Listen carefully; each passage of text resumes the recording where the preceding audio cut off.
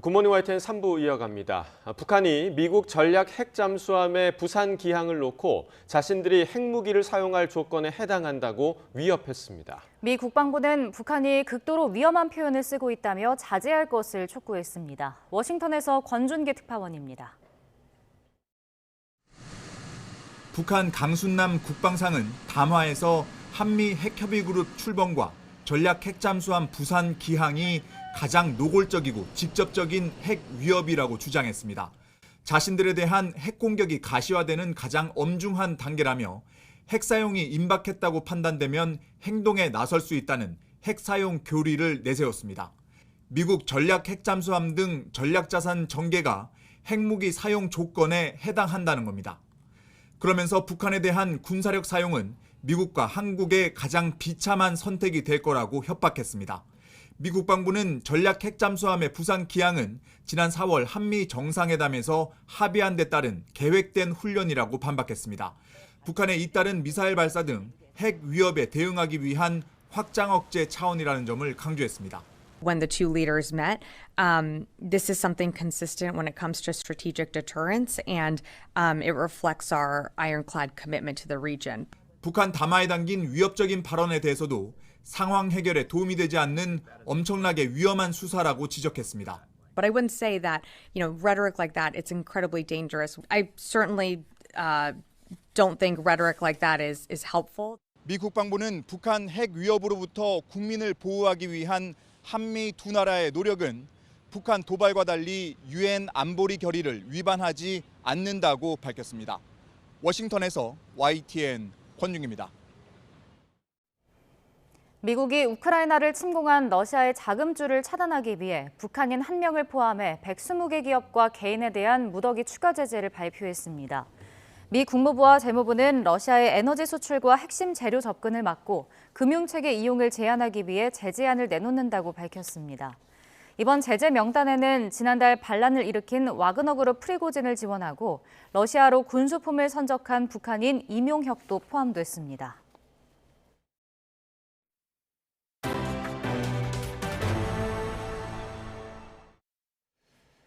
서울의 한 초등학교 안에서 20대 새내기 초등교사가 극단적 선택으로 숨진 사건이 알려지면서 교직사회 분노가 커지고 있습니다. 추모 공간을 찾은 교육 차관은 정당한 교육 활동은 보호받아야 한다며 대책 마련을 약속했지만 교사들의 반응은 차가웠습니다. 차정윤 기자입니다. 20대 새내기 교사가 숨진 초등학교 앞에는 땡볕 아래에서도 검은 옷을 입은 선생님들의 추모 행렬이 이어졌습니다. 정문 앞 도로까지 국화꽃과 추모 편지로 빼곡히 찾아 추모 교사들과 시민들은 학교 안에서 헌화할 수 있도록 해달라고 요구했고 열어줘! 열어줘! 열어줘! 호우에 대비할 수 있도록 교내 강당과 같이 제대로 된 추모 공간을 마련해달라고 촉구했습니다. 그분의 죽음이 저희 죽음처럼 지금 느껴지고 있고 그분을 이런 식으로 대접하는 거 저희를 그렇게 푸대접하는 느낌이 들어서 지금 교사들이 화가 나 있는 상태잖아요. 바닥으로 추락한 교권에 대한 분노의 목소리도 이어졌습니다. 교사들과 시민들은 추모 공간을 찾은 교육부 차관을 향해 당국의 책임을 물었습니다.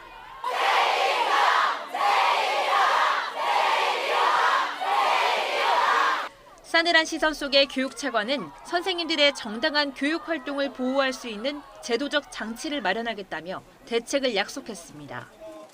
학생의 학습권이나 학생 인권만 너무 강조하다 보면 선생님들이 위축을 받고 아시겠지만은 아동학대 신고로도 많이 교직 사회의 성토가 쏟아지는 가운데 학교 측은 학생들의 귀가가 끝난 6시 이후 교문을 열고 추모객들의 헌화를 허용했습니다. 교육당국은 강남 서초교육지원청 앞에 정식 분향소를 마련해 오는 23일까지 운영한다는 계획입니다. YTN 차정윤입니다. 추모 행렬이 이어지고 있는 가운데 해당 교사가 소속된 노조 측은 저희 YTN에 출연해 철저한 진상규명을 촉구하고 나섰습니다. 같은 1학년 담임 업무를 2년 연속으로 했는데 고인이 올해만 유독 더 힘들어했다는 이야기도 함께 전했는데요. 함께 들어보겠습니다. 정식 경찰이나 교육청에서 진상 결과가 나온 바는 없습니다. 예. 근데 일단 저희들은 진상 규명이 빨리 이루어져야 되는 부분이고요. 네. 저희들이 확인한 바로는 해당 교사가 작년과 올해 1학년 담임을 같이 연속으로 했었습니다. 예. 그럼에도 불구하고 올해에는 작년보다 10배는 더 힘들어요. 학급 운영이. 네. 라고 토로했다고 합니다. 그만 학급에 좀 어떤 문제가 있었다는 것이죠. 학급에 4명 정도의 학생이 생활지도로 선생님을 어렵게 했었고요. 예. 그 4명 중에 1명과 또 다른 학급의 한 학생과의 학교 폭력 문제가 발생했고 네. 이때 피해 학생의 학부모가 해당 선생님에게 과도한 민원을 제기했다라는 예. 것까지는 확인이 되었습니다. 제2의 제3의 불행한 사태를 막기 위해서 교육부나 교육주 차원의 점점 엄중한 대책 마련을 요구를 하고 있습니다. 해당 학교 측은 해당 교사는 학교폭력 업무를 담당하지 않았다고 해명했습니다. 학교는 어제 입장문을 내고 고인의 담당 업무는 학교폭력 업무가 아닌 나이스 권한 관리 업무였고 이 또한 본인이 희망한 업무라고 말했습니다. 또 해당 학급에서는 올해 학교폭력 신고 사안이 없었고 학교폭력과 관련해 해당 교사가 교육지원청을 방문한 일도 없었다고 덧붙였습니다. 그러면서 학교는 경찰 수사에 적극적으로 협조하고 있다고 밝혔습니다. 국민의힘은 서울 서초구 초등학교 교사가 숨진 채 발견된 사건을 두고 국민의힘 3선 의원이 연루돼 있다고 언급한 방송인 김어준 씨를 경찰에 고발하기로 했습니다. 국민의힘 미디어법률단은 서울지방경찰청에 김 씨를 허위사실 유포 명예훼손 혐의로 고발하겠다고 밝혔습니다. 김 씨는 어제 유튜브에서 이번 사건에 현직 정치인이 연루된 것으로 알려져 있고 국민의힘 소속 3선으로 알고 있는데 전혀 보도가 없다며 실명이 곧 나올 것이고 대단한 파장이 있을 사안이라고 본다고 말했습니다. 오송 지하차도 참사 늑장 대응 논란으로 여론의 문매를 맡고 있는 김영환 충북도지사가 어제 합동 분향소를 찾아 유가족에게 진심으로 죄송하다며 고개를 숙였습니다. 그런데 현장을 늦게 찾은 경위를 설명하는 과정에서 나온 발언이 도마 위에 올랐습니다. 직접 들어보겠습니다. 책임자이신 지사께서 심각성을 좀 너무 늦게 파악하셨다라는 이제 비판이 있어요. 저도 그런 아쉬움이 있는데 제가 거기 갔다고 해서 상황이 바뀔 것은 없다고 생각합니다. 워낙 이게 지금 골든타임이 짧은 그런 상황에서 전개됐고 제가 생각할 때는 임시 제방이 붕괴되는 상황에서는 어떠한 조치도 효력을 또 생명을 구하는 어려움이 있었다고 생각하는데 그럼에도 불구하고 제가 도의 최고 책임자로서 그 현장에 있었어야 된다 그렇게 생각합니다만은. 오송 궁평 2 지하차도 침수 직전에 들어온 112 신고를 경찰이 모두 비긴급 신고로 분류한 것으로 확인됐습니다. 용해인 기본소득당 의원이 경찰청에서 받은 참사 당일 112 신고 기록을 보면 아침 7시 4분 미호천교가 넘치려고 한다, 대피해야 한다는 신고가 처음 접수됐지만 비긴급 신고인 코드 3로 처리됐습니다. 경찰은 이후에도 지하차도가 잠긴 아침 8시 37분까지 통제가 필요하다는 내용으로 들어온 신고 여러 건을 모두 비긴급 신고로 판단했습니다. 그러다 8시 39분 버스에 물이 종아리까지 찼다는 신고를 기점으로 긴급 신고인 코드 1으로 격상하고 9시 54분 코드 0까지 올렸습니다. 침수 사고로 14명이 숨진 오송 지하차도에는 배수 펌프가 있었지만 지하에 있는 배전실이 함께 침수되는 바람에 작동하지 않았습니다. 이렇게 배전실이 지하에 있는 지하차도가 서울에도 4곳이 있어 침수 피해가 우려됩니다. 보도에 우종훈 기자입니다. 오송 지하차도 참사 피해를 키운 원인 가운데 하나로 배수 펌프가 지목됩니다. 분당 12톤의 물을 빼낼 수 있는 펌프지만 전기를 공급하는 배전실이 지하에 있다 보니 함께 물에 잠겨 무용지물이 된 겁니다. 지금 이제 배전실이 워낙 그 바깥에 있어야 되는데 이제 보통 그 안에 같이 들어가 있다 보면 그게 침수가 되면은 배수장 역할을 못 하게 되는 거죠. 이미 지난 2012년에 배수펌프 배전 시설을 지상으로 옮기라는 국토교통부 권고가 있었지만 소용이 없었던 겁니다. 서울에서도 마찬가지입니다. 서울시가 2년 전 조사한 지하차도 53곳 가운데 침수 위험이 있다고 판단된 지하차도는 20곳. 이 가운데 6곳의 배전시설이 지하에 있는 것으로 파악됐지만 지금까지 지상으로 옮겨진 건 2곳뿐입니다. 서울 불광천 50m 옆에 있는 증산 지하차도는 분당 30톤의 물을 뺄 수 있는 시설이 있지만 배수펌프 배전실 지상 이전은 이제 설계만 마친 단계입니다. 지하차도의 배수를 담당하는 펌프를 작동하는 동력장치가 이곳에 있습니다. 하지만 보시는 것처럼 현재는 이 동력장치가 지하에 위치해 있기 때문에 지하차도가 침수될 경우 제대로 작동하지 않을 우려가 있는 상황입니다. 예산이 부족하다던 서울시는 오송 지하차도 참사가 나자 재난관리기금이라도 써서 올해 안에 공사를 마치겠다고 나섰습니다. 지하에 배전시설이 있는 다른 지하차도 3곳은 올 여름 이전을 마친다는 목표입니다. 계획은 수립을 다 해놓고 항상 이행이 안 되다 보니까 사고가 많이 발생이 되고 있거든요. 그래서 중요한 것은 이제 계획을 했으면은 그 계획대로 빨리 이행이 될 수 있도록 모든 어떤 수단과 방법을 가리지 않고 해줘야. 서울에서는 지난해 폭우로 지하차도 16곳이 침수됐습니다. 안전을 위한 집중 투자가 필요한 상황입니다. YTN 우종은입니다. 이번 집중호우로 농작물 34,500여 헥타르가 물에 잠기고 2,000명이 넘는 이재민이 아직 집으로 돌아가지 못하고 있는 것으로 집계됐습니다. 중앙재난안전대책본부 발표를 보면 오늘 오전 6시 기준 서울 넓이 절반이 넘는 34,353헥타르의 농경지가 물에 잠겼고 229헥타르가량이 낙과 피해를 입었습니다. 수해 피해로 이재민 2,200명이 아직 집으로 돌아가지 못한 것으로 나타났는데 이 가운데 경북 주민이 1,000명이 넘어 가장 많았습니다. 전국적인 집중호우로 운행에 차질을 빚었던 일반 열차 운행이 오늘부터 정상화됩니다. 코레일은 오늘부터 무궁화와 ITX 새마을호 대부분 노선 운행을 재개했고 KTX도 정상 속도로 운행 중이라고 밝혔습니다. 다만 비 피해가 컸던 충북선과 영동선, 태백선과 경북선, 경전선 등 일부 노선은 선로 복구에 다소 시간이 걸릴 것으로 보입니다. 미국 정부가 월북한 병사가 잔인한 북한 정권에서 어떤 대우를 받을지 모른다면서 송환을 위해 북측과 접촉을 시도하고 있지만 아직 성과는 없다고 밝혔습니다. 미군 당국은 징계를 앞둔 병사에 대한 관리를 소홀히 한 것 아니냐는 책임론에도 촉각을 곤두세우고 있습니다. 보도에 이만수 기자입니다. 미국 백악관과 국무부, 국방부 기자회견에서는 북한으로 넘어간 트래비시 킹 2등병에 관한 질문이 쏟아졌습니다. 미국 정부는 먼저 북한을 잔인한 정권으로 규정하고 킹 2등병이 북한에서 어떤 대우를 받고 있는지 정보가 없다고 밝혔습니다. This is a brutal regime, and we all are aware of that. But we're not in any position to confirm one way or another how he's being treated. 이어 북한과 계속 접촉을 시도하고 있지만 성과를 거두지는 못했다고 설명했습니다. 생존 여부는 물론 건강 상태에 관련한 정보도 아직은 없다는 겁니다.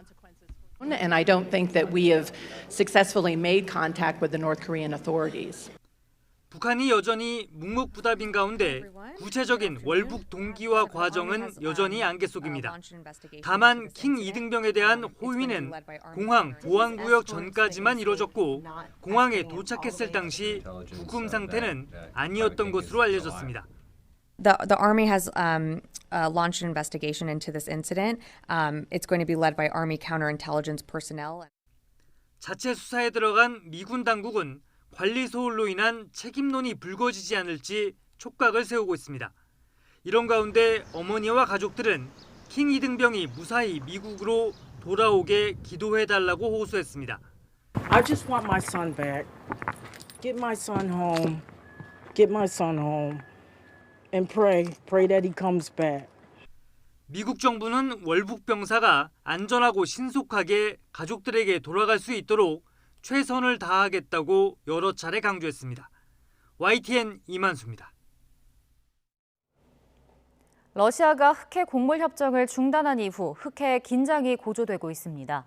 러시아와 우크라이나가 모두 흑해를 오가는 민간 선박들의 안전을 위협하고 나섰기 때문입니다. 보도에 김원배 기자입니다. 러시아 국방부는 수요일 20일부터 흑해를 통해 우크라이나 항구로 가는 모든 선박은 잠재적으로 군사 화물을 실은 적대적인 위협으로 간주할 것이라고 발표했습니다. 우크라이나도 하루 뒤 맞대응에 나섰습니다. 우크라이나 국방부는 21일부터 러시아 항구나 러시아가 점령한 우크라이나 항구로 향하는 흑해의 모든 선박들이 군용 화물을 운반하는 것으로 간주될 것이라고 밝혔습니다. 미국 백악관은 러시아가 흑해의 민간 선박을 공격할 가능성이 있다고 경고했습니다. 흑해 곡물 협정이 중단된 데다 흑해를 오가는 민간 선박의 안전까지 위협받게 되면서 세계 곡물 공급에 대혼란이 초래될 것이라는 우려가 높아지고 있습니다. 밀 선물 가격은 19일 8.5% 급등해 지난해 2월 러시아의 우크라이나 침공 이후 가장 높은 상승률을 기록했습니다. 러시아는 우크라이나 최대 곡물 거점인 흑해 연안의 항구 도시 오데사와 미콜라이우에 대해 사흘 연속으로 대규모 공습을 가했습니다. 이 과정에서 오데사에 있는 중국 영사관 건물이 파손된 것으로 알려졌습니다. 러시아는 오데사 지역의 무인 선박 생산과 저장 시설에 대해 해상과 공중 기반 무기로 보복 공격을 계속했다고 밝혔습니다.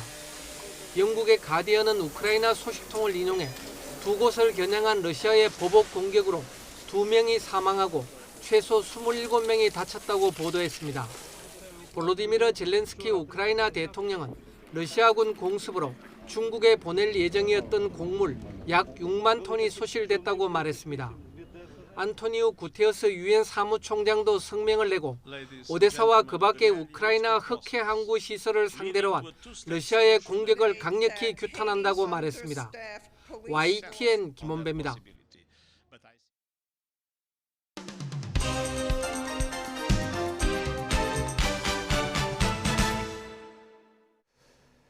(7월 21일) 금요일입니다. 오늘 아침 신문은 어떤 소식 다뤘는지 짚어보겠습니다. 이현웅 아나운서가 정리해왔습니다. 어서 오십시오. 안녕하십니까? 네. 자, 첫 번째 기사부터 보겠습니다. 자, 지금 또 주말에 비 오는 지역이 많다고 해서 또 걱정이 되고 있는데 폭우에 또 폭염까지 이어지면서 밥상 물가가 지금 들썩일 조짐을 보이고 있죠. 맞습니다. 네. 농림축산식품부가 내놓은 자료를 보면 이번 호우로 농작물 침수, 또 낙과 등 피해를 입은 지역이 34,500여 헥타르, 또 폐사한 오리나 닭 등 가축은 82만 5천여 마리로 집계됐습니다. 즉 채소, 과일, 육류 등 공급에 차질을 빚을 수 있는 상황인 건데요. 폭우 직격탄을 맞은 일부 채소류는 벌써부터 가격이 크게 오르고 있습니다. 네, 자 기사에 지금 그래픽으로 실려 있는데 적상추 보니까 100g에 100.3%가 지금 상승을 했어요. 100%가 넘었으니까 2배가 넘게 뛴 거네요, 지금. 맞습니다. 네. 한 달 전과 가격 비교를 해놓은 건데요. 시금치도 83% 정도, 배추가 70% 정도, 또 오이도 34% 정도 오르는 등 가격 상승세는 이미 시작된 걸로 보입니다. 장마가 계속해서 진행 중이고 또 9월 추석이 다가오고 있는 상황에서 밥상 물가 불안이 앞으로 더 커질 거라는 우려가 나오는 건데요. 이에 정부는 오늘 비상경제장관 회의를 열어서 농축산물 피해 지원과 또 수급 안전 방안 등을 논의할 걸로 보입니다. 정부의 비축 물량을 방출하거나 혹은 가격이 불안한 품목에 대해서 수입 확대 등의 대책이 나올 걸로 예상되고 있습니다. 네, 그야말로 고깃집에 가서 상추 더 달라고 하면 안 될 것 같은 예. 그런 지금 가격 상승률인데 오늘 경제장관 회의 결과를 좀 지켜봐야겠습니다. 자, 다음 기사 보겠습니다. 자, 동아일보 기사인데요. 텔레그램 보안 업데이트 누르지 마세요. 지금 텔레그램 관련 해킹 피해가 확산하고 있나 봐요. 맞습니다. 네. 텔레그램 사용자분들은 특히나 주의하셔야 할 것 같은데요. 지금 확대되고 있는 사진을 보시죠. 이게 해커들이 보낸 사칭 메시지인데요. 예. 보안 업데이트를 해야 한다면서 링크를 클릭하도록 유도하고 있습니다. 지금 화면에 잘 보일지 모르겠는데 telegram.org라는 주소에서 여기서 알파벳 O가 아닌 숫자 0이 쓰여 있는 걸 볼 수가 있습니다. 예. 이렇게 개인정보를 탈취한 해커들, 해당 계정 지인들에게 또다시 피싱 메시지를 보내서 정보를 수집하고 있다고 합니다. 네, 자, 이 수법이 보안 업데이트 사칭 메시지뿐이 아니라고요? 또 다른 수법이 있죠? 맞습니다. 네. 모바일 청첩장 많이 받으실 텐데 이러한 주소를 활용하거나 또는 택배 배송, 식당이나 숙박 예약 안내처럼 속여서 해킹을 시도하고 있습니다. 이 해킹을 당한 이용자들은 로그인을 하지 못해서 계정을 찾지 못하거나 또 삭제할 수도 없는 상황인데요. 일일이 지인들에게 해킹 사실을 알리는 문자를 보내고 있다고 합니다. 이번 피해는 텔레그램을 자주 이용하는 정치권과 또 공무원들까지 확산하고 있는데 텔레그램이 다른 메시지보다 보안 측면에서 안전하다고 알려진 점이 이용자들의 경계심을 느슨하게 만든 거라는 분석이 나오고 있습니다. 과학기술정보통신부는 해킹 피해를 당할 경우 국번 없이 118로 신고를 해달라고 당부하고 있습니다. 네, 저는 좀 의심이 많은 편이라 제가 링크 클릭을 해야 될 것도 안 해서 좀 문제가 되긴 하는데 링크가 왔을 때 한 번 더 좀 의심을 해보시고 생각해 보셔야 할 것 같고 방금 말씀해 주신 118번 좀 기억하시면 좋을 것 같습니다. 자, 다음 기사 보겠습니다. 자, 다음 조선일보 기사의 오른쪽 위에 있는데요. 국민연금 부촌 1, 2위가 강남 3구가 아니다. 오, 의외인데요. 그 국민연금 수령액에 대한 순위가 나왔나 봐요. 그렇습니다. 네. 조선일보가 가장 최근 발표된 자료인 지난 3월 국민연금 통계를 토대로 분석을 해서 기사를 실었습니다. 이 순위를 보면요. 지금 확대가 되고 있지만 울산 동구가 88만 5,126원으로 1위, 울산 북구가 81만 8,035원으로 2위, 또 경기 과천이 79만 3,629원으로 3위였습니다. 강남은 몇 위일까요? 78만 8,518원으로 4위를 기록했습니다. 네, 그 아래 위로 좀 쭉 보면 서울 서초, 또 서울 송파가 10위권 안에 들어있고 울산은 동구, 북구뿐 아니라 남구, 중구도 모두 10위권 안에 들어있습니다. 그렇습니다. 네. 많이 아시는 것처럼 울산은 우리나라 최대 공업 도시이고 또 퇴직자들이 거주지를 떠나지 않고 계속 머무르는 경향이 있기 때문으로 분석이 됩니다. 지난 3월 국민연금 수급자는 총 641만 명으로 나타났는데요. 이 평균 연금액 수령액을 보면 56만 3,193원 수준이었습니다. 전국 지자체 중에서 이 평균 수준인 56만 원을 웃도는 곳은 25%에 불과했다고 하고요. 나머지 75%는 전국 평균에 미치지 못하는 금액을 받고 있는 것으로 나타났습니다. 이걸 서울만 따져보면요. 평균 60만 2,326원을 수령하고 있었는데 이 역시 동네별로 연금 격차가 큰 것으로 나타났습니다. 그리고 전국에서 수령액이 가장 적은 곳은 월 41만 원의 전남 완도로 집계됐습니다. 네. 자, 다음 기사 이어서 보겠습니다. 중앙일보 기사인데요. 자, 지역 핫플 아니면 애물단지. 자, 요즘 뭐 지역 관광지에 모노레일 있는 곳이 굉장히 좀 많은데 있으면 또 타보고 싶은 마음이 들곤 하는데 명함이 좀 엇갈리고 있나 봐요. 그렇습니다. 네. 각 지자체는 관광 활성화를 목적으로 모노레일을 설치하고 있습니다. 기사에서는 모노레일 붐, 모노레일 전성시대 이렇게 표현하고 있는데요. 하지만 설치된 모노레일들이 모두 다 관광 활성화에 도움이 되지는 못하고 있는 걸로 나타났습니다. 먼저 핫플, 즉 인기리에 운영되는 곳을 보면 경남 함양군이 대표적이라고 할 수 있는데요. 1인당 15,000원만 내면 65분 동안 절경을 감상할 수 있다라는 입소문이 나면서 발길이 끊이지 않고 있다고 합니다. 작년에는 약 7만 2천여 명이 이 모노레일을 이용했고 이용자들이 주위의 숙박시설이나 음식점도 함께 이용하기 때문에 효과를 톡톡히 보고 있다는 게 함양군 관계자의 설명이었습니다. 네, 지금 말씀해 주신 곳은 이제 핫플의 사례고 그러면 애물단지가 된 곳은 그 이유가 좀 어디에 있을까요? 네, 아무래도 안전성 그리고 수익성이 논란이 된 곳들이 많습니다. 울산 울주군 신불산 모노레일의 경우에는 개통 첫날 전기장치 이상으로 멈춰섰는데 그 이후로 지금까지 5년 넘도록 운행이 전혀 되지 않고 있습니다. 또 경남 통영시 욕지도 모노레일은 운행 2년을 맞이하던 쯤에 추락 사고가 났고요. 이에 또 철거와 재시공 사이에서 고민을 하다가 최근에 재시공 쪽으로 방향을 잡았는데 적지 않은 돈이 들 걸로 보입니다. 이처럼 전국에 있는 65개 모노레일 중에 13개는 현재 멈춰선 상태인 걸로 나타났습니다. 한국교통안전공단 관계자는 모노레일은 법적 조건이 까다롭고 인건비 그리고 유지비에 최소 수십에서 수백억이 들기 때문에 경제성이 나오지 않는다면 결국은 예산 낭비라고 지적했습니다. 네, 이렇게 모노레일 붐이 일긴 했지만 잊을만 하면 이 사고도 적지 않게 발생하고 있거든요. 경제성도 중요하지만 무엇봐도 안전하게 좀 운행되길 바라도록 하겠습니다. 자, 마지막 기사 보겠습니다. 자, 용인 푸씨, 푸바오의 사진이네요. 푸바오가 생일을 맞이했나 봐요. 그렇습니다. 네. 3살을 뜻하는 숫자 3 모형 보이시죠? 그리고 꽃과 대나무, 당근, 또 영양식 빵으로 꾸며진 생일 케이크, 그리고 푸바오의 모습이 이렇게 기사에 실려 있습니다. 푸바오의 인기가 날이 갈수록 커지고 있는데요. 이날 생일 파티에 참가하기 위해서는 100대 1의 경쟁률을 뚫어야 했다고 합니다. 그리고 푸바오의 팬들은 에버랜드역과 삼성역 등의 이 푸바오의 생일을 축하하는 영내 광고물을 내걸기도 했습니다. 네, 제 생일보다 훨씬 더 화려하게 지금 잔치를 치르고 있는 것 같은데, 자, 이런 푸바오의 인기가 우리나라뿐 아니라 중국, 일본에까지 퍼지고 있다고요? 그렇습니다. 네. 이 중국 CCTV가 자사 모바일 동영상 플랫폼을 이용해서 이 생일 파티를 생중계했는데요. 한때 접속자가 무려 10만 명에 이를 정도로 화제가 됐습니다. 이런 인기에 지난달 발언 논란 이후 좀 자제를 했던 행동을 자제했던 싱하이밍 주한 중국 대사는 에버랜드 현장을 찾아서 푸바오의 생일을 축하했고요. 또 중국 대사관도 판다 가족에 대한 한국의 사랑과 보살핌에 감사하다는 뜻을 공식적으로 전하기도 했습니다. 또 일본에서는 푸바오를 보기 위해서 한국을 찾는 방문객도 많다고 하는데요. 이 푸바오가 삼국을 잇는 우호 사절 역할을 하고 있다는 평가가 나오고 있습니다. 많이 알려진 것처럼 푸바오는 계약에 따라서 4살이 되기 전에 중국에 돌아가도록 되어 있는데, 이 이례적인 인기를 고려할 때 다음 달부터 시작될 반환 협상에서 중국 정부가 연장 발표를 할 수 있을 거라는 기대감이 실리고 있습니다. 네, 좀 요즘 웃을 수 없는 소식들이 굉장히 좀 많았는데 푸바오 덕분에 잠시나마 웃고 갈 수 있는 그런 순간인 것 같습니다. 더 오랫동안 우리나라에 머물러줬으면 좋겠네요. 굿모닝 브리핑 이현웅 아나운서와 함께했습니다. 고맙습니다. 감사합니다.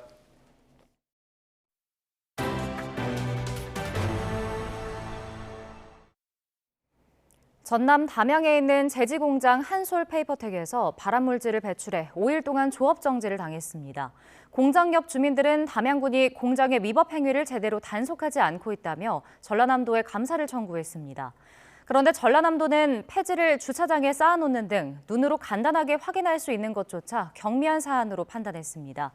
이에 주민들은 행정조사 등을 강력하게 촉구하고 나섰습니다. 보도에 김범한 기자입니다. 한솔페이퍼텍 앞에서 전라남도 감사 결과에 대한 주민들의 성토가 이어집니다. 담양군 대전면 주민 3명 가운데 1명 정도인 800여 명이 서명해 감사를 청구했는데도 완전히 무시됐기 때문입니다. 파쇄기, 압축기 이런 것들 불법이다라고 판결문에도 명시가 되어 있는데 담양군에서는 그거 단속할 수 없다라고 저희에게 공문을 보냈어요. 그래서 이런 부분에 대해서도 이건 담양군이 잘못한 것이니까 감사를 해주라고 그랬는데 청구인의 주장을 입증을 하면 증거를 찾지를 못했다라고 다 일축해 버렸습니다. 언제 왔어? 거짓말 마세요, 진짜.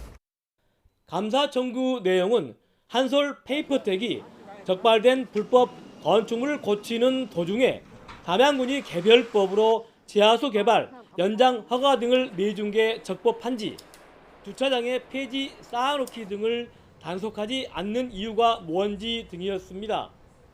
민원이 잇따르자 전라남도 의회 기획행정위원회 의원들이 주민들과 30년 넘게 갈등을 빚고 있는 공장을 직접 찾았습니다. 전라남도의 감사가 제대로 이루어졌는지 점검하기 위해서입니다. 우리 전라남도나 담양군이나 존재하는 이유는 우리 주민들을 위해서 또 주민들의 애로사항을 청취하고 해결하기 위해서 존재하고 있기 때문에 그 부분들에 대한 측면들에 대해서는 무겁게 받아들이겠다라는 말씀을 드리고요. 전남 감사당국은 폐기물 창고들을 원래 목적대로 쓰도록 하는 등 이미 고치도록 한 내용이 제대로 이행되는지 잘 살피고 쓰레기 적치의 단속 기준을 마련하겠다고 말했습니다. 여기 지금 지비가 어느 정도 좀 같이 묶여 있어서 이번 감사 때 약간 그 미흡했던 부분은 조금 더 추가적으로 조사를 해가지고 그 부분까지 다 같이 들여다보겠습니다. 전라남도 의회는 앞으로 주민 삶의 질 향상을 위해 행정 행위와 감사가 잘 이루어질 수 있도록 철저히 감시할 예정입니다. 만약에 이 부분들이 미흡하다고 생각한다면은 전라남도 의회 61명 의원님들하고 상의해서 행정조사권도 발동할 계획입니다. YTN 김범환입니다. 최근 석탄과 석유화학 제품 등 공산품 가격이 하락하면서 생산자 물가가 석 달 연속 내림세를 보였습니다. 한국은행 자료를 보면 지난달 생산자 물가 지수는 119.84로 전월 대비 0.2% 하락했고 지난 1년 전과 비교해도 0.2% 낮았습니다. 지난해 같은 달보다 생산자 물가 지수가 하락한 건 지난 2020년 11월 이후 2년 7개월 만에 처음입니다. 올해 미국에서 살인과 같은 강력 범죄가 대부분 감소세를 보였으나 유독 차량 절도만 급증한 것으로 나타났습니다. 미 싱크탱크 형사사법위원회는 반기 보고서를 내고 미 37개 도시에서 상반기 차량 절도 범죄가 전년 동기보다 33.5% 늘어났다고 밝혔습니다. 미 형사사법위원회는 범죄 증가의 대부분은 기아와 현대차 모델에 대한 절도의 결과라면서도 이들 차종이 주요 타깃이 되기 전부터 차량 절도 범죄율은 이미 상승 추세였다고 설명했습니다. 이번 조사에서 미국의 강력 범죄는 올해 들어 대체로 작년 상반기보다 줄어든 것으로 조사됐습니다.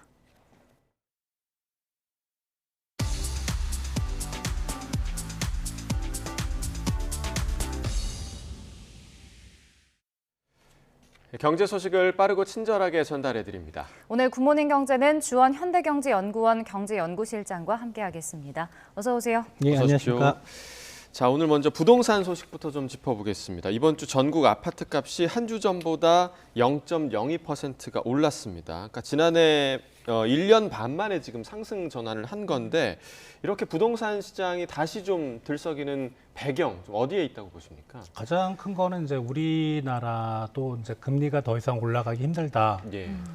그게 가장 컸던 것 같고요. 그동안 이제 뭐 한국은행이 최근에는 동결을 연속으로 뭐 두세 번 정도 했지만 기준금리를 계속 올리면서 시중금리를 따라 올라갔었거든요. 이제 그런 부분을 생각할 때 부동산을 이제 주택을 사시려고 하시는 분들이 자기 돈 갖고 사시는 분들은 거의 드물잖아요. 예. 뭐 아무래도 대출을 받아서 사는데 그 금리가 어디까지 올라갈지 모른다는 불확실성, 그것 때문에 주택 수요가 좀 낮아졌고 최근에 이제 금리가 좀 동결이 되니까 예. 아무래도 이제 그런 불확실성이 없어졌고 그리고 정부가 이제 한 1, 2년 전부터 좀 부동산 시장의 규제를 많이 풀었죠. 예. 예, 그런 것들이 이제 종합적으로 합쳐지면서 이번에 이제 전국 아파트 가격이 이제 상승세로 전환했습니다. 네. 근데 보면은 이제 수도권에서 아파트 값이 좀 오른 거고 지방은 내림세가 이어졌는데 이렇게 주택 시장 양극화가 그럼 더 심해지고 있는 건 아닌가요? 양극화라면 양극화라고 할 수 있는데 왜냐면 뭐 수도권은 오르고 서울은 아마 제가 알기로는 9주 연속 지금 올라가고 있거든요. 예. 지방은 계속 마이너스인데 그런데 지방의 마이너스 폭도 이번 주에는 이제 마이너스 0.03%지만 저번 주에는 마이너스 0.04%였거든요. 네. 그러니까 감소폭도 감소를 하고 있어요. 그러니까 사실 뭐 그 주택 시장이 보면 이렇게 침체기를 겪고 올라갈 때는 서울, 수도권, 지방의 순서로 올라가거든요. 예. 그래서 네. 아마 지방도 뭐 속도는 느리지만 수도권이 상승세로 꽤 오래전에 전환된 것처럼 같이 올라가지 않을까 언젠가는 그렇게 생각이 됩니다. 예. 그러면 그 집값이 이제 확실히 바닥을 찍었다 이렇게 판단해도 되는 건지도 좀 궁금하거든요. 요새 그런 질문을 참 많이 받는데요. 예, 상당히 말씀드리기는 곤란하죠. 왜냐하면 시장이기 때문에 다만 금융위기나 외환위기 때 그때 이제 우리가 이제 주가가 주택 가격이 많이 폭락했던 그런 경험이 있는데 그런 이제 그 과거의 경험상으로도 우리가 체감적으로는 많이 폭락했다고 생각을 했지만 한 10%에서 20% 정도밖에 안 돼요. 예. 그러니까 지금도 한 그 정도 되거든요. 그래서 어떤 그 가격의 수준을 볼 때는 바닥은 맞는 것 같고 다만 이제 최근 집을 사시는 분들이 높은 금리에도 불구하고 집을 사시는 분들은 사실 저는 실수요자가 많다고 봐요. 그런 금리를 떠안고라도 사는 거니까 투기적 수요라면 지금 금리에는 집 사기가 좀 꺼려지죠. 예. 그런 걸 생각할 때 투기적 수요가 일부 있긴 하지만 그 코로나 때 우리가 이제 기준금리가 상당히 낮아지고 미국 같은 경우는 제로금리까지 갔고 유동성이 풍부했을 때 그때 막 집값이 올라갔잖아요. 예. 그때를 생각하시면 안 될 것 같아요. 그러니까 지금의 유동성 상황은 그 유동성 상황은 아니기 때문에 바닥은 쳤지만 아마 올라가는 것도 그렇게 빨리 올라가진 않고 좀 천천히 올라갈 거다라는 생각이 됩니다. 아까 그 금리가 어느 정도 이제 올라가지 않을 걸 예상하고 이제 거래가 활성화되고 있다라고 말씀을 해주셨는데 얼마 전에 또 코픽스는 올랐거든요. 예, 이 부분이 또 거래에 좀 영향을 미치는 부분은 없을까요? 조금 이제 오르는 게 최근에는 변동폭이 이게 크진 않아서 네. 과거처럼 뭐 갑자기 올라가고 뭐 크게 올라가고 그런 게 아니기 때문에 크진 않아서 상관은 없는데 근데 이제 코픽스를 기준으로 이제 그 금리가 결정되니까 타이밍을 잘 잡으셔야 될 것 같아요. 이게 최근에 이제 올라간다고 쭉 올라가는 건 아니고 오르락내리락 할 거거든요. 그래서 주택을 구입하시는 분들은 그 타이밍을 잘 잡으셔야 될 것 같다. 조금이라도 이자를 좀 줄이시려면 그렇습니다. 네, 일단은 뭐 집값이 좀 바닥을 찍었다 이런 인식은 많이 퍼진 것 같은데 그래도 이제 지난해 하반기부터 올 상반기까지를 보면 부동산 시장 침체에 대한 우려가 좀 컸었잖아요. 네. 실제로 부동산 가격이 하락하면서 가구당 순자산이 사상 처음으로 감소했다고요. 이제 한국은행에서 일종의 국부조사라고 할 수 있죠. 이제 뭐 가구만 조사하는 게 아니고 기업도 조사하고 정부도 조사하고 과연 자산을 얼마나 갖고 있느냐. 네. 근데 정확히는 가구는 아니고 가계 및 비영리단체라는 파트가 있습니다. 그런 경제주체 중에. 사실 그래서 비영리단체는 뭐 우리가 잘 아시는 단체라든가 협회라든가 상당히 많기 때문에 이거를 그냥 우리 전체 가구 수로 나눈다는 건 좀 문제가 있긴 합니다. 근데 그렇지만 이걸 가구라고 봤을 때 실제로 이제 가구당 순자산이 많이 감소를 했는데 저게 우리 가구, 그러니까 기업하고 정부의 자산 비중은 가구하고 좀 많이 틀립니다. 그러니까 우리가 금융자산, 비금융자산, 특히 이제 비금융자산이라면 부동산인데 정부나 기업은 이쪽이 좀 작고, 근데 가계 쪽은 전체 자산 중에 주택이 51%, 부동산이 24%입니다. 두 개를 합하면 한 4분의 3이 다 부동산 쪽에 몰려 있는 거죠. 그렇죠. 근데 이제 그 순자산이 감소한 내역을 보면 이게 두 파트로 나눌 수가 있는데 거래를 하는 과정에서 감소한 거냐 아니면 거래를 안 했는데 가만히 있는데 예를 들어 공시지가가 떨어져서 감소한 거냐. 공시지가가 떨어진 부분이 큰 것 같습니다. 지가가 떨어져서 우리 순자산이 많이 감소한 걸로. 근데 이거는 통계를 집계한 이후로 아마 처음이라고 합니다. 요번이. 알겠습니다. 어찌됐든 이제 부동산 시장이 지금 회복되고 있는 것은 이제 사실인 것 같은데 그럼에도 불구하고 이 부동산 PF에 대한 우려는 사실 굉장히 큰 상황입니다. 문제가 좀 없을지 좀 궁금한데요. 일단 전체 부동산 PF 규모가 한 130조 정도 되고요. 지금 연체율이 가장 많이 높아지고 있는 부분이 이게 증권 쪽이거든요. 사실. 그러니까 새마을금고 최근에 사태가 있었지만 그 새마을금고가 포함된 상호금융이라는 그런 파트는 사실 연체율이 그렇게 크진 않고 근데 증권 부분이 전체 PF 중에 한 4%밖에 안 됩니다. 그래서 크지는 않은데 그렇다고 해서 안심할 수 없는 부분은 분명히 있고요. 이제 그 한국은행의 금융안정보고서를 보면 아마 스트레스 테스트를 해봤더니 우리나라 PF 시장은 문제없다, 뭐 이렇게 얘기를 합니다만, 이게 이제 그런 거를 생각해 볼 수가 있어요. 우리가 130조, 그리고 이제 연체율이 그 중에 뭐 한 2%, 금융권 전체로 보면 2%면 130조에 13조도 아니고 한 3, 4조 정도, 최대 우리 맥시멈 잡았을 때 부실한 부분이 그 정도인데, 전체 우리 가계 신용이 한 3,600조 정도 됩니다. 금융권이 가계나 기업에. 그 전체 중에 차지하는 비중이 되게 작죠. 이렇게 보면 안심할 수가 있는데 이 금융시장이나 금융산업의 특성이 뭐냐 하면 어느 한 군데에 문제가 생기면 이게 도미노처럼 파급이 된다는 거죠. 근데 그런 부분을 생각할 때 금융안정보고서처럼 스트레스 테스트를 해봤더니 우리 금융권이 괜찮다. 이걸 안심할 수 없는 거죠. 그러니까 미국 연준도 사실 자기들이 금리 올리기 전에 스트레스 테스트를 해봤는데 아무런 문제가 없었다. 이랬는데 막 터지거든요. 그러니까 사실 이 부분은 좀 금액 자체로는 우리가 큰 금액은 아니지만 분명히 만약에 도미노처럼 연쇄 효과 이런 걸 우리가 금융당국도 상당히 좀 심각하게 준비를 해야 될 것 같고 생각이 됩니다. 네. 다음 소식도 보겠습니다. 저희가 고령화 문제를 이 시간에도 좀 여러 차례 전해드렸는데 직장이나 일터에서도 이제 고령화가 나타날 것으로 보이더라고요. 2050년에 국내 취업자 평균 연령이 50대 중반까지 오를 수 있다 이런 전망이 나왔네요. 네, 우리가 이제 53.7세로 2050년에 평균 연령이 그리고 OECD가 43.8세니까 한 10살 정도 차이가 나는데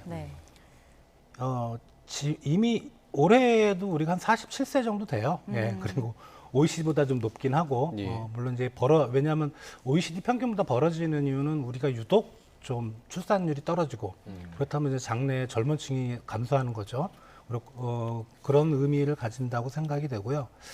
요거는 근데 뭐 최근에 부상된 이슈가 아니고 뭐 10년 전에도 부상이 됐었고 사실 경제를 움직이는 어떤 주력 핵심 계층은 젊은 층이거든요. 그러니까 최근에 우리 일자리가 많이 늘어나는데 노인 일자리고 그 노인 일자리를 우리가 뜯어보면 사실 고부가 일자리는 아니었거든요. 뭐 그런 걸 생각할 때 이런 부분이 상당히 좀 우려가 되는, 어떻게 보면 노동력의 질적 수준은 성장률을 떨어뜨리는 요인이 될 수가 있거든요. 그런 부분은 좀 우려가 되는 부분입니다. 네, 그러니까 말씀하신 것처럼 성장률을 떨어뜨린다, 그러니까 국가 경쟁력이 좀 하락할 수 있다, 이런 우려가 나올 수밖에 없는데 뭐 어떤 대책이 좀 필요할까요? 갑자기 출산율을 높이기는 상당히 어렵죠. 예. 뭐 그런 정책들은 꾸준히 해야 되겠지만, 그런 이제 OECD 선진국들하고 우리하고 다른 점이 뭘까? 뭐 OECD 모든 국가가 그러진 않지만 다른 나라들은 좀 적극적인 이민 정책을 받아들이거든요. 사실 평균 연령을 낮추는 데는 그것만큼 좋은 정책이 없고요. 그리고 또 하나는 이게 문제가 되는 게 이게 산업 구조하고 그다음에 사회에서 요구하는 기술 수준이 변하지 않는다면 상관이 없어요. 상관이 없는데 이게 10년 전, 20년 전 뭐와 비교를 해보면 산업이 되게 좀 하이테크 산업으로 가고 요구하는 교육 능력 수준도 상당히 높거든요. 그 예를 들어 지금 뭐 60세 이상 노인분들한테 코딩 교육을 할 수는 없잖아요. 그런 겁니다. 그러니까 이게 앞으로 2050년이 되면 어떤 수준의 기술을 사회가 요구할지 모르고, 분명히 지금보다는 상당한 교육 능력이라든가 이런 것들이 필요하다면은 그 연령층을, 그러니까 평균 연령층을 낮추는 게 어떻게 보면 국가 경쟁력을 높이는 가장 핵심이 되지 않을까 생각이 됩니다. 네. 끝으로 해외 증시도 보겠습니다. 뉴욕 증시가 혼조세를 보였는데 기술주 중심의 나스닥이 좀 많이 떨어졌더라고요. 그 이유가 뭐였나요? 이유는 간단합니다. 나스닥이 그동안 너무 많이 올랐어요. 조정을 받아야 될 것 같고, 실제로 기술 관련 테크 기업들의 실적들이 조금씩 안 좋아지는 걸로 테슬라를 비롯해서 그렇게 나오고 있는데, 또 하나의 배경을 잡자면 아마 다음 주 제가 알기로는 우리나라 시간으로 목요일 새벽 정도에 연준의 FOMC가 열리죠. 거기서 분명히 한 번 정도 올릴 거라고 모두가 예상을 하는데 이제 그 파월이 기자회견을 할 텐데 무슨 소리를 할지는 모른다. 이런 이제 시장에 약간의 불안감이 섞여 있는 것 같아요. 예를 들어 이번 한 번이 끝이 아니다. 한 번 더 남았다. 이러면은 이제 사실 시장은 한 번 인상한 걸로 지금 생각이 굳혀지고 있는데, 거기서 한 번 더 인상하면 아무래도 이제 기술주들이 좀 타격을 받을 가능성, 그런 게 있습니다. 알겠습니다. 네, 오늘 굿모닝 경제 여기까지 듣겠습니다. 주원 실장과 경제 이야기 나눠봤습니다. 고맙습니다.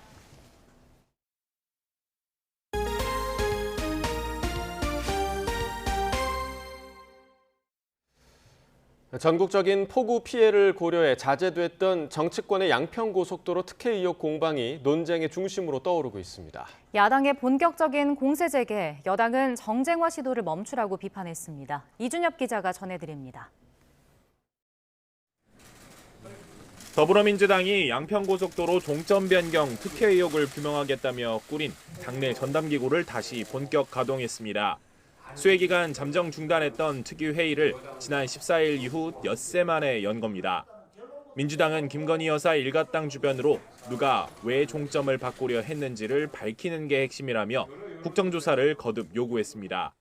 국정조사를 통해서 명확하게 진실을 밝히자는 입장입니다. 조사를 통해서 사실은 시시비비를 가리는 것이 예비타당성 조사를 통과한 원안에 신양평 IC를 더한 노선을 확정짓는 게 바람직하다는 기존 주장도 굽히지 않았습니다. 특히 윤석열 대통령 처가의 공흥지구 특혜 의혹으로 기소된 양평군 간부가 종점 변경을 제안했다는 의혹까지 제기하며 압박 수위를 높였습니다. 그 국장이 지금의 강상면 종점안을 작성하라고 지시했다는 인터뷰를 듣는 순간 저는 더욱 확신이 들었습니다. 국민의힘은 강하게 반박했습니다. 종점이 바뀐 대안은 문재인 정부 때 선정된 민간 전문 업체가 제안한 거라며 문 정부가 김 여사 일가의 특혜를 주려 했다는 거냐고 따져 물었습니다. 원안 종점 부근 양평 주민들의 반대 의견을 들었고 예비타당성 조사는 노선 확정 단계가 아니란 점도 강조했습니다. 한마디로 민주당이 수해 복구에 집중할 시기에 정쟁에 불을 붙이려 한다고 날을 세웠습니다. 정쟁화시켜서 계속 끌고 들어가는 의도에 대해서 저희가 계속 부당하다고 지적을 하고 있고 민주당이 얘기하는 진상규명위원회에 저희가 참여한다는 것 자체가 민주당이 씌우고자 하는 프레임에 말리는 거라고 생각을 하고 정당한 영장 청구에 대해선 불체포 특권을 포기하겠다는 민주당의 결정을 꼼수로 깎아내리며 역공도 폈습니다. 이재명 대표의 사법 리스크에 쏠린 시선을 돌리기 위해 민주당이 김건희 여사 공격에 나선 거라고 비판했습니다. 이재명 대표에 대한 온갖 개인적인 구설수 그리고 뭐 법적인 그 논란 이런 거가 터질 때마다 김건희 여사를 끌고 나오는 겁니다. 수해 여파로 한 차례 미뤄진 양평고속도로 관련 국토위 현안 질의는 다음 주에 개최됩니다. 원희룡 국토부 장관의 출석도 예정된 만큼 뜨거운 공방은 불가피해 보입니다. YTN 이준엽입니다. 통장 잔고 증명서를 위조한 혐의로 기소돼 1심에서 실형을 선고받은 윤석열 대통령의 장모 최은순 씨에 대한 항소심 선고가 오늘 이뤄집니다. 의정부 지방법원은 오늘 오후 4시 40분 사문서 위조 등의 혐의로 기소된 최 씨의 항소심 선고를 내립니다. 최 씨에 대한 항소심 선고는 지난 5월 12일에서 한 차례 연기된 뒤 추가 증거 제출 등을 이유로 오늘로 다시 미뤄졌습니다. 최 씨는 지난 2013년 경기 성남시 도촌동 토지를 매입하는 과정에서 은행에 347억여 원을 맡겨둔 것처럼 통장 잔고 증명서를 위조한 혐의로 재판에 넘겨져 1심에서 징역 1년을 선고받았습니다. 동업자인 안모 씨도 최 씨와 같은 혐의로 지난 1월 1심에서 징역 1년을 선고받고 항소했습니다. 제21대 총선에서 위성정당 논란이 불거졌던 준연동형 비례대표제는 합헌이라는 헌법재판소의 판단이 내려졌습니다. 위성정당으로 빚어진 양당 체제 고착화는 거대 정당들의 선거 전략으로 벌어진 결과로 애초 비합리적인 입법은 아니었지만 이를 통제할 제도 마련은 필요하다고 지적했습니다. 최민기 기자가 보도합니다. 공직선거법 일부 개정 법률에 대한 수정안은 가결되었음을 선포합니다. 지난 2019년 말 국민의힘 전신인 자유한국당의 거센 반발 속에 더불어민주당과 정의당 등 이른바 4+1 협의체 주도로 통과시킨 개정 선거법의 핵심은 준연동형 비례대표제 조항입니다. 비례대표 47석 가운데 30석의 정당 득표율을 적용해 지역구 선출 결과와 연동시키는 방안인데 연동되는 득표율이 50%라 준연동형 비례대표제로 불립니다. 정당 득표율을 높게 얻고도 실제 확보한 의석수가 적은 경우를 보완하기 위한 목적이었지만 처음 도입된 21대 총선에서는 제 기능을 못했습니다. 지역구에서 충분한 당선자를 내 비례 의석에서 손해가 불가피했던 거대 양당이 비례용 위성정당을 띄우는 꼼수를 부렸기 때문입니다. 국민 여러분, 미래한국당이라는 미래 열차 두 번째 칸을 선택해 주시고 반드시 탑승해 주십시오. 더불어시민당의 승리는 촛불시민의 승리이며 문재인 정부의 승리입니다. 이후 준연동형 비례대표제는 유권자의 선거권 등 기본권이 침해됐다는 이유로 헌법소원의 심판 대상이 됐습니다. 그리고 사건을 심리한 헌법재판소는 재판관 전원 일치 의견으로 합헌 결정을 내렸습니다. 헌재는 헌법에 보장된 선거 원칙이 모두 구현됐다면 특정 선거제도가 더 우월하다고 단정할 수는 없다고 판단했습니다. 특히 문제가 된 위성정당과 관련해선 실제 양당 체제를 고착화하는 결과를 초래했다고 해서 평등선거 원칙이 위배됐다고 볼 정도의 비합리적인 입법은 아니라고 설명했습니다.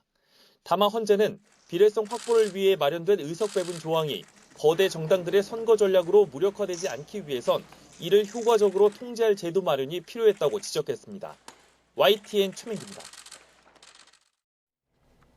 공정거래위원회가 제2의 검정고무신 사태를 막기 위해 만화와 웹툰 분야 20여 개 사업자를 대상으로 대대적인 실태 점검에 나섰습니다.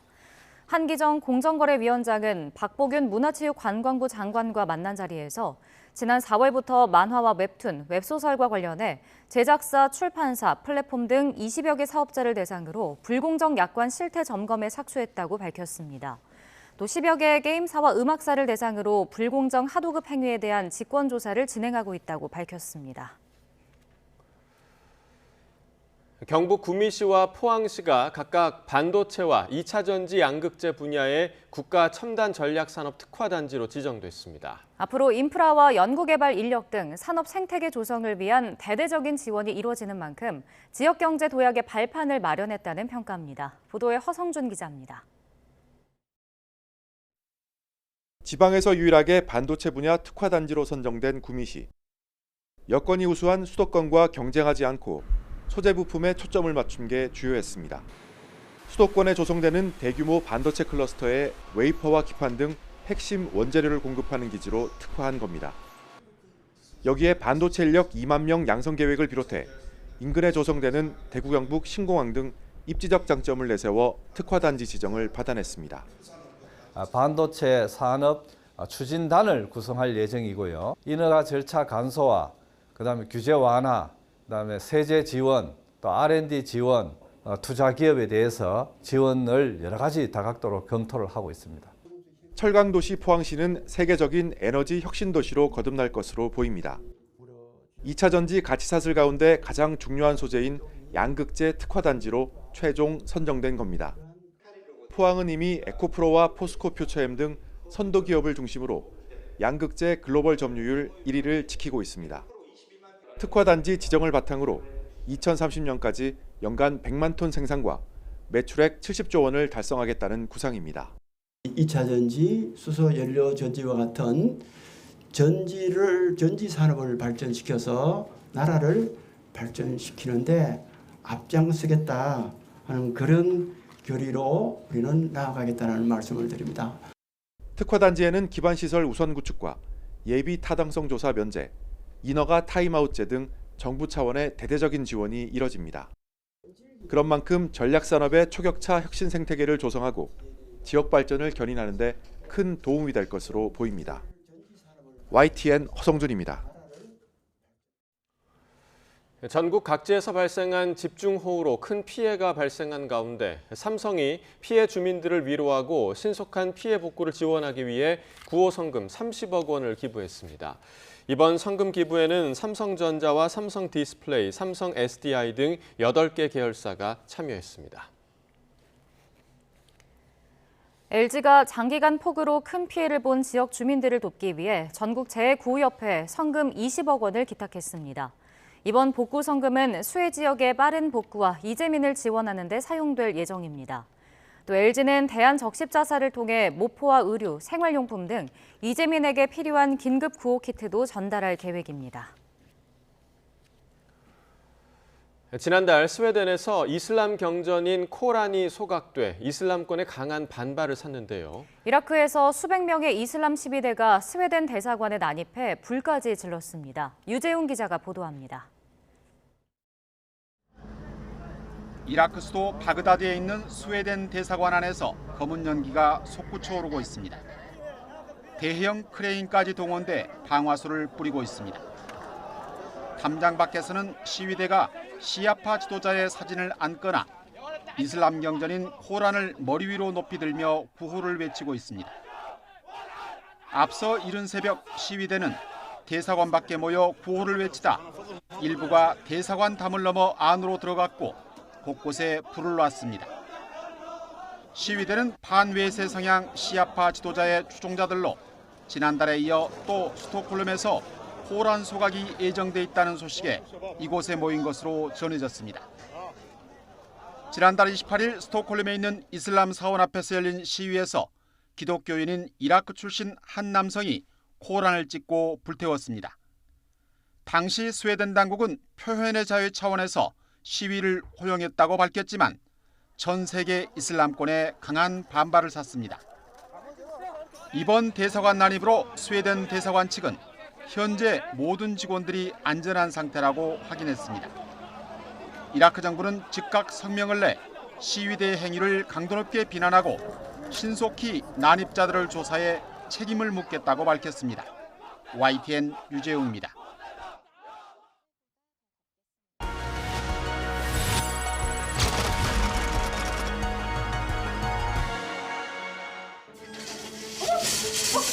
녹물이요? 그게 공론화되면은 아파트 가격에 직결되는 문제다 이거야. 오늘 이사 왔는데. 아줌마 할인 분양 받았잖아. 제 돈 주고 와요. 제 돈 주고. 이 가격에 이 아파트 어떻게 삽니까? 이 아파트 1년째 미분양이라면서. 2008년 미국에서 시작된 금융위기로 부동산 시장의 불황이 시작되었다. 금리 인상으로 이어지며 미분양 주택이 역대 최고인 16만 가구를 넘어섰다. 외환위기 당시보다 많은 규모의 미분양 사태가 발생했고 미국에 사는 교포들에게까지 판매하는 일까지 벌어졌다. 건설사는 대폭 할인 분양을 했고 정부는 매입 후 임대아파트 활용이라는 정책을 펼쳤지만 왜 분양 아파트를 주택공사에다 덤핑 처리됐냐 해가지고는 임대아파트 그렇게 되니까 재산권에 침해를 당했다. 부동산 시장 불황 속에 건설된 아파트들은 하자투성이었다. 위에서부터 물이 뚝뚝 떨어지고 이쪽으로 다 바닥이 물이 흥건하게 고여 있어요. 아침에 물 받아놓고 저녁 때 되니까 밑에 흙물이 이렇게 가라앉아 있더라고요. 공사 과정에서 철근 일부가 누락되어 붕괴 사고가 일어나기도 했고 또 다른 곳에서는 입주를 앞둔 예정자들이 부적격 시공을 이유로 계약 해지를 요구하기도 했다.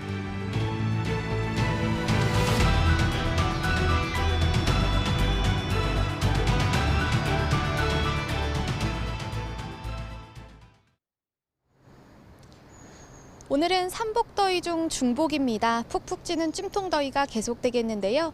전국 대부분 지역에 폭염특보가 내려진 가운데 오늘 서울의 한낮 기온은 34도, 남부지방도 전주가 34도까지 올라 어제보다 더 덥겠습니다.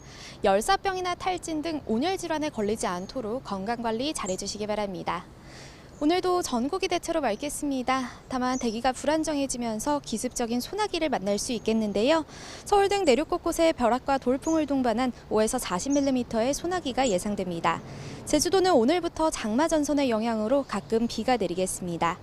현재 기온 살펴보겠습니다. 서울 25.1도, 청주 24.8도를 보이며 후텁지근합니다. 서울 등 수도권과 일부 강원, 경북에는 폭염경보가, 그 밖의 지역에는 폭염주의보가 내려진 가운데 오늘 낮 기온은 서울과 대전 34도, 광주와 대구 33도까지 오르겠습니다. 낮 동안에는 자외선과 오존도 무척 강하겠습니다. 하지만 내일부터는 장마 전선이 내륙으로 북상하면서 전국에 장맛비를 뿌리겠습니다. 특히 휴일인 모레는 중부지방을 중심으로 집중호우가 예상돼 철저한 대비가 필요하겠습니다. 오늘 아침까지 전국 대부분 지역에 가시거리 200m 미만의 짙은 안개가 끼겠습니다. 출근길 교통안전에 각별히 유의하시기 바랍니다. 지금까지 YTN 원희다입니다. 네, 이상으로 금요일 굿모닝 YTN 마칩니다. 잠시 후 뉴스라이더가 방송됩니다. 시청해주신 여러분 고맙습니다.